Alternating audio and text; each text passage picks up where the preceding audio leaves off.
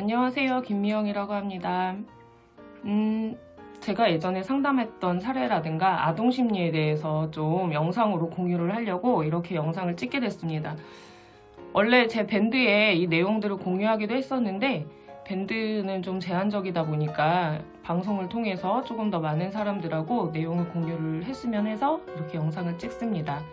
오늘은 일단 감정 코칭에 대해서 간단한 두 가지 사례를 이야기를 할 건데요. 첫 번째는 편의점 사건이에요. 5살짜리 여자아이를 데리고 편의점을 갔는데 아이가 막 이제 과자랑 초콜릿이랑 많이 사니까 너무 신이 나서 뛰어가다가 편의점 계산대 모서리에 부딪힌 거예요. 머리를. 아이의 그 머리 높이에 맞춰서. 그래서 아이가 막 아파가지고 아프다면서 막 울먹울먹 하는데 그때 엄마가 옆에서 뭐라고 하냐면 지금 과자 샀잖아. 아픈 거 아니야. 괜찮아. 과자 있으니까 괜찮지? 이렇게 얘기를 하는 거예요. 근데 사실 아이는 아프거든요. 이런 케이스라든가 아니면은 5살짜리 남자아이가 TV에서 공룡을 보고 너무 좋아하는 거예요. 그래서 부모님이 장난감 공룡도 사주고 그 책도 사주고 이렇게 했죠. 그 아이는 공룡을 너무 좋아해서 공룡의 이름을 정말 다 알아요. 그림으로만 봐도. 그러니까 이제 부모님은 아이한테 더 많은 경험을 시켜주고 싶어서 공룡 테마파크를 가게 됐죠. 근데 이 아이는 실물 공룡을 처음 보니까 너무 무서운 거예요. 그래서 막 울어요. 입구에서. 무서워서 들어가고 싶지 않다고. 하니까 부모님이 하는 말씀이 너 공룡 좋아하잖아. 여기 무서운 데 아니야. 너가 좋아하는 공룡이 많이 있어. 들어가자. 라고 얘기합니다. 두 가지 케이스 다 어떤 케이스냐면 아이의 감정을 억압하거나 축소 전환하는 케이스예요.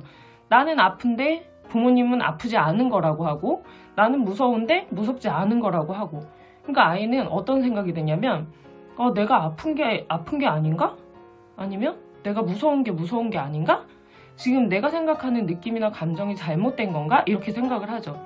그럼 내 감정에 대한 확신이 생기지 못하고 그리고 내 판단이 옳은지 그른지를 알 수가 없는 채 성장을 하게 되는 거예요. 그런 과정에서 아이들이 잘 그런 부분들이 발달되지 못하면 나중에 대인관계 형성에도 문제가 되고 자존감 형성에도 굉장히 문제가 될 수가 있겠죠. 앞에 편의점 케이스 같은 경우는 아주 간단해요.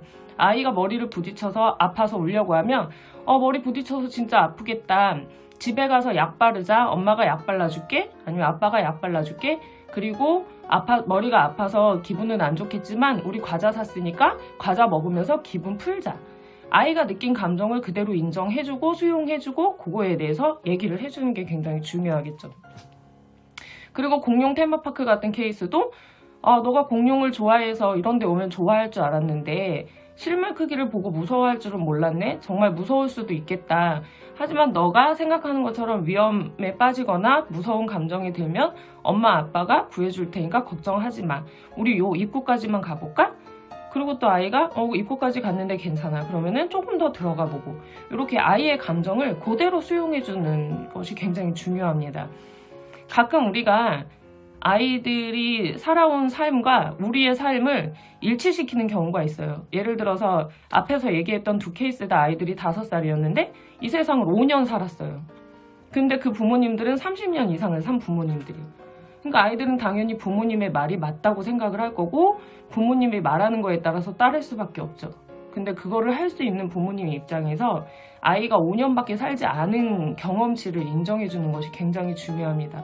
이런 걸 감정 코칭이라고 하는데 아이들의 감정을 있는 그대로 수용해 주고 그 감정을 존중해 줌으로써 아이들이 내 감정과 판단에 확신을 갖게 해준다면 우리 아이들은 대인관계 형성에 더 원활한 대인관계 형성을 할 수 있는 어린이로 성장할 수 있을 거라 생각합니다. 다음에도 또 다른 주제 또는 상담 사례로 찾아뵙겠습니다.